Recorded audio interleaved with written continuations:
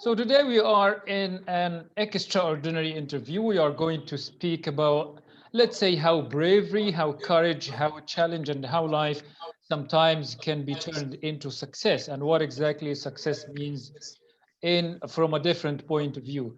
At Aquarian, could you please introduce yourself and what do you do for business? Yes, my name is Taquarian Marshall, and I am an entrepreneur. Sorry. Okay, that's a great introduction. Okay, so could you tell me more what kind of entrepreneur you are and what kind of business have you achieved so far? Yes, I'm an entrepreneur. I do multiple businesses. I am in the field of childcare, real estate, marketing, advertising, and design as of right now. And I also do my own private business of baskets and ministry. Okay, that is great. Let's go through like, did you have a challenges coming to this stage in your business? Yes, yes, very much I did.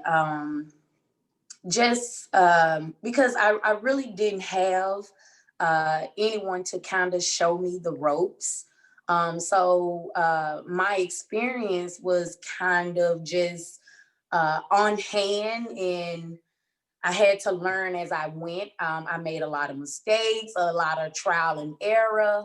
But I can definitely attest to it. It it increased my knowledge as well as my understanding, and it also gave me wisdom for what not to do, so to speak.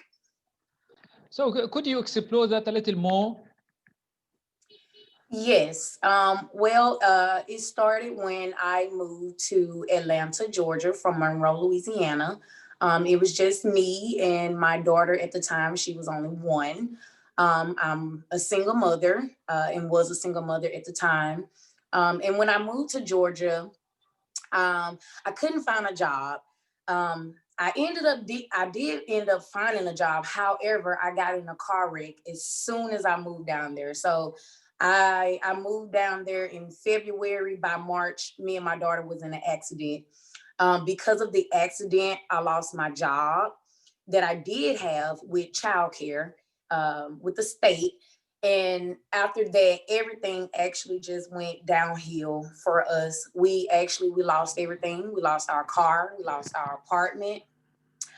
We didn't have any money, and I was constantly going out and looking for jobs, but I mean, nothing was coming through. For most jobs, I either had too much experience, and then for the jobs that I felt I wanted, they felt I was underqualified.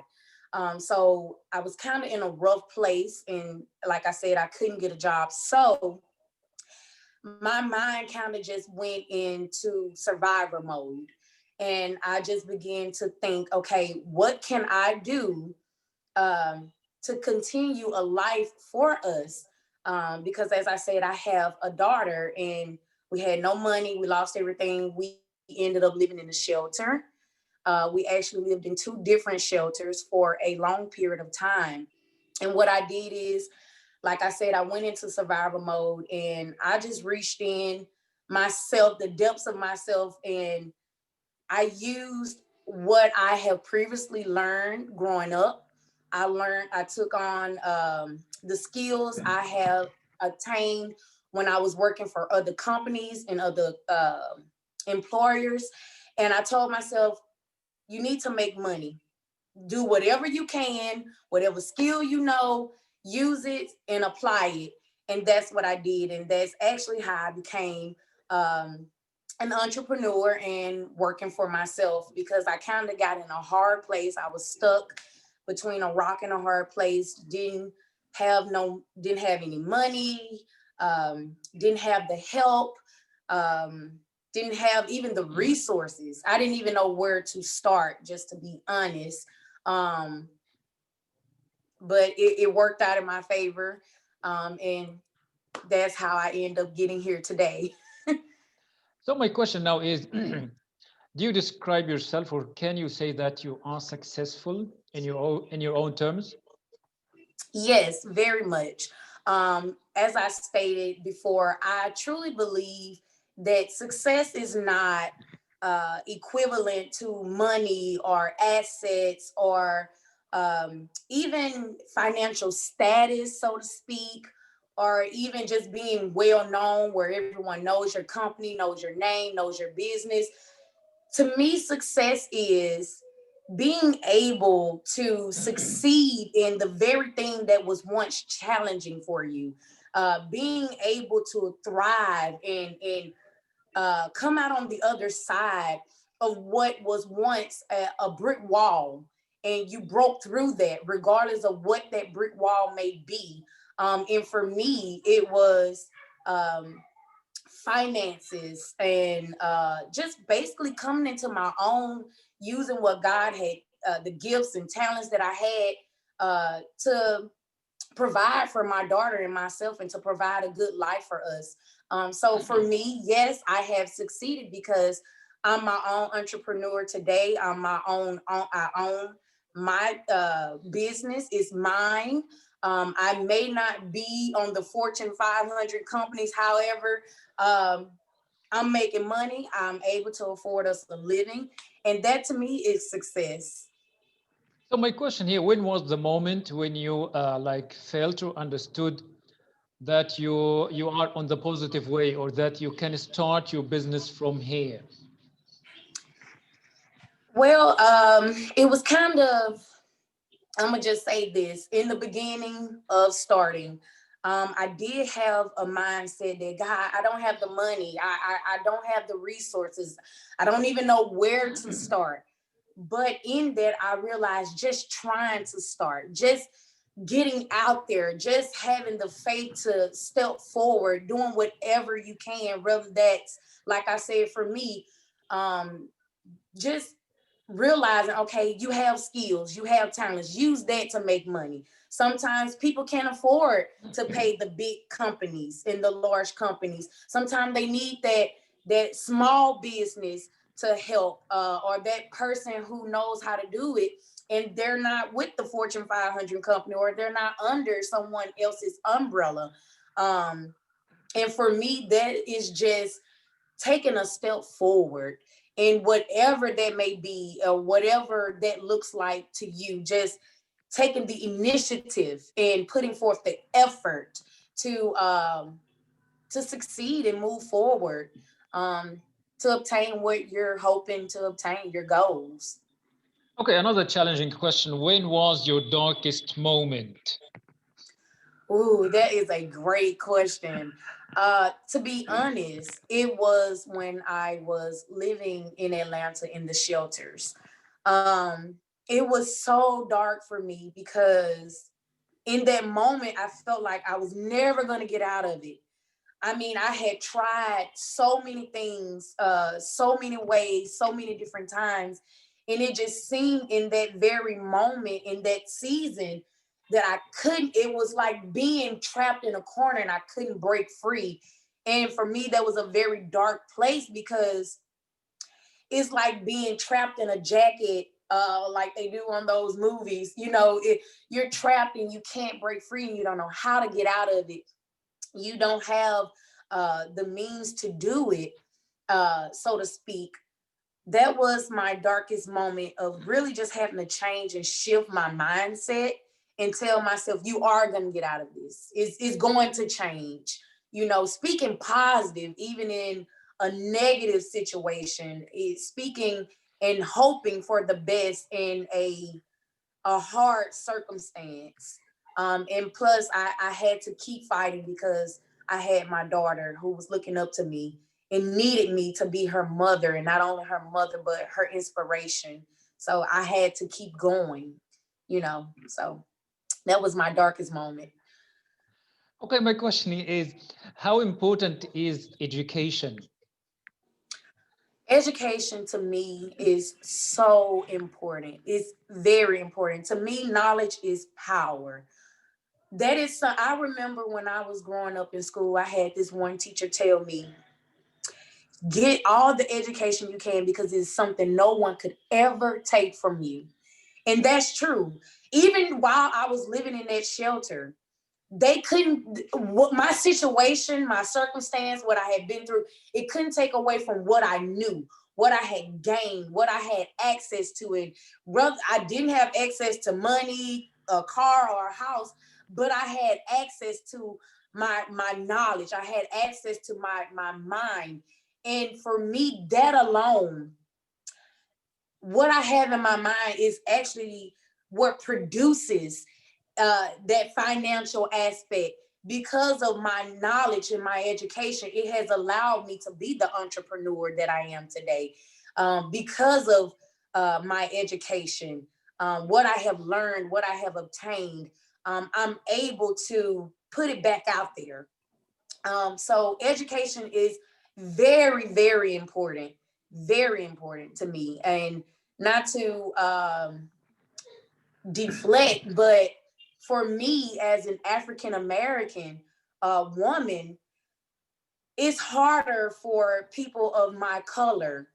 And I remember even the story about Ruby Bridges, who fought just to get an education. And sometimes I refer back to that because I try to remind myself how important it is, how my ancestors fought for me to have an education. So I don't want to take it for granted. And regardless of race, ethnicity, or color, country, whatever, education, knowledge, all that, it is very powerful. It is something no one can take away from you. When can a Yes. person stop learning? When can a person stop learning? Yeah. Um, I think a person can stop learning when they lose hope, when they lose that faith, um, when they get in a mindset of just negative, not able to grow, and even when, because when you get in a certain mindset, it stops you from growing. It makes you remain stuck and stagnant. You can't evolve, so to speak. And the only way I feel, especially with my own person, I mean, with my own situation that I've went through, for me, the only way you can evolve is to still want it, to still have a hunger for it, to still thirst for it, to still be driven for it, to have that ambition that nothing stops you, your circumstance, your situation, losing family, whatever, not having the money, not having the assets or the means, that nothing can stop you. Even if you don't have those things, there's books, there's something you can read, there's something you can pick up to learn, to gravitate to, that your learning can continue to excel. Okay, my next question is about your daughter. How did you balance between your work life and your family life? That was actually really hard in the beginning because I was a first time mom. I didn't know what I was doing. And when I first got into my situation and we had to go to the shelter, I allowed my mother to keep my daughter here in Louisiana while I live in Atlanta, to try to build us something back up. But when I still was not building anything and I was still in that same situation and we wasn't coming out, I got my daughter back. And for me, it was very hard because I remember going to school, because I was in school as well in Atlanta. Now I remember having to take her to class with me. And it got up into a point because I didn't have any babysitters. I couldn't afford childcare. I didn't know anybody in Atlanta. And I'm a very close knit mother, so I don't trust anybody with my child. So I took her to school with me, and it got to a point where the school started to complain. My school started to say, you can't bring your child up here anymore. I don't care how quiet she stays in the class. You can't you can't bring her to school. And so actually that ended up equivalating to me having to drop out of school, out of college, and having to just try to find something to do while she was while I had her. And that was very hard and complicated even to this day. It's not easy being a mother, especially if you are a hands-on mom. And what I mean by that is I grew up with my mother, but my mom, she worked so much that she was never home. So I had a mother, but it was kind of like I didn't have my mother. And I remember saying to myself, I didn't want that for my daughter. I wanted to be very present. So I'm grateful today that I am the entrepreneur that I always wanted to be, because especially now in the pandemic, I get to work from home. So I get to give my daughter my full attention um, in the times that I'm not so overwhelmed with work. It's just about balancing, being able to balance the two. Okay, how important are connections, whether social or business? Oh my God, connections is so important. Um, I remember being learning in my going through. I remember learning that connection is really building a relationship. No matter what you're doing, who you're coming in contact with, even if it's just you walking in the store and the person serving you coffee, you know, do it as if you're building a relationship. No matter whether that's business or family or whatever, as I stated, it's just always to treat people like you want to be treated, and always be kind, and to always place the person above, excuse me, above yourself, so to speak. And I think that allows you to be the best person that you can be, even in building relationships as well as connections. So regarding your designing business, what kind of your own style, or what is your own style that you bring to the business? What is your philosophy? For me, I feel what I bring to design, as well as fashion, is something different. Even my personality is different. I feel that in designing, the designer always kind of brings a sense of personality, of who they are, what they like, what inspires them, what drives them. And for me, design for me is I'm able to allow the fabric, when I sew, I allow the fabric to tell me what it wants to become. And I take very much pride in that, because sometimes I go in and I don't even sketch. I don't sketch it out or draw it out. Sometimes I just go straight to the sewing machine or the serger, and I begin, and I just let it tell me what it wants to become. I like it because I'm able to flow in it. And like I said, with design, I I like to just bring forth what I see, my visions. I'm a little old school, so I'm a little retro mixed with a little bit of modern. Um, I'm a little chic mixed with a little sexy. I like the different kind of silhouettes, all kinds. So yeah, I even like designing shoes, sunglasses, all of that, men's wear. Um, I feel like I just have an eye, so to speak, where when it comes to fashion, honey, I can dress you up. Okay, that is great. So let me link the points here. Like, you have been through the darkest moment of your life. Now you are an entrepreneur and you are putting also design. So you have had like to know yourself to the core. Yes. How can you define your identity? Wow, that is an absolutely great question. How I define my identity. Um, I'm just simply me. I don't really try to define it, if that makes sense. I don't really try to put a title on it or myself. I kind of just go with what I feel in my heart. Like I said, what it inspires me, what uplifts me, um, what brings out the best of me. Um, Also, for me, my identity, my personality, I'm very loud, I'm goofy, I'm down to earth, I'm chilled, I'm these different things. So I feel like I can't really just put myself in a box or a bubble. And honestly, I don't care to. I like being free. I like having the freedom to be who I am and love it and live in it. Um, Not even allowing what I see, even the people that inspire me.